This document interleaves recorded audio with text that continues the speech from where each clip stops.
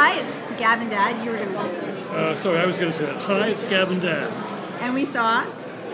We saw The Great Dictator. No, just The Dictator. We saw The Dictator. We'll get to the great part later, or not.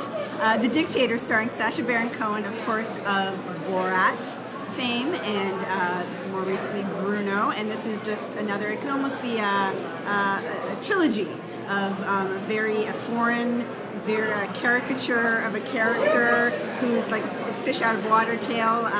In The Dictator, he is a dictator of a North African fictitious country. Yeah, fairly clearly modeled on Muammar Gaddafi, I would say. Yeah, I'd say so, pretty much. And for whatever reason, he finds himself in New York. There's an identity switch, and he's trying to sort of regain his dictatorship and maybe find his humanity. Well put. Was it great? No, it was not great. Was it funny?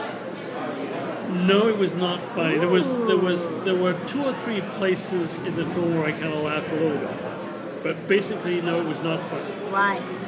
Why did I laugh? Or why was it funny? Why was it not funny? It was labored. It was obvious. It went for the cheap joke, the kind of cheap stunt, too cheap.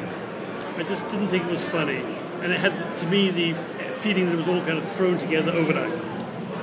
Well, I mean, a lot of his characters and his movies are trying to get that sort of almost candid camera type feel to them, and he tries to sort of pull off almost a realism in his but true comedy, fish out of water on the street. Well, but true comedy, even of the kind of slightly burlesque variety, is difficult to do. It's difficult.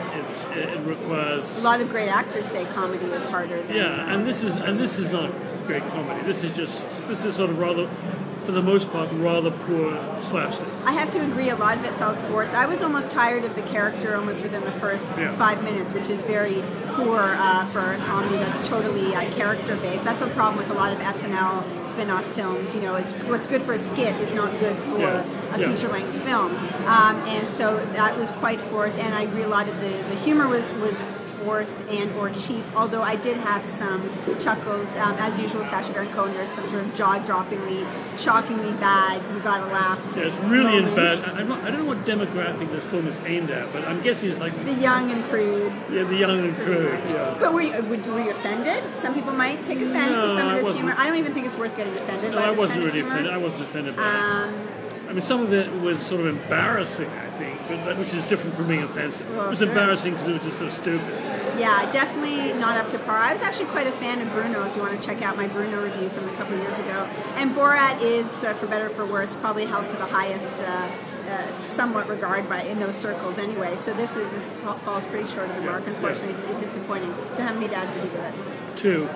I'd give it 2.5 Gabs because I did laugh. I laughed more than you. So I would say do not go to the theater to see this. You need to give credit for laughing. And I wouldn't even use the line we often use when we say don't bother going to the theater, which is it's a rental. I don't even think it's a rental. Unless you really are into this very specific kind of humor. Unless you're really, really bored. And if you're really, really bored, you won't just watch more Gab Dad movies. Yeah, you won't be much less bored after you see this movie. But the opposite of bored, next up for us is tomorrow. Tomorrow is the big day for us. We are going to see The Avengers. He asked me, what is that movie called we're seeing tomorrow again? It's The Avengers. It's The Avengers. The Great Avengers. The Great Avengers. Thanks for watching. Thanks, bye.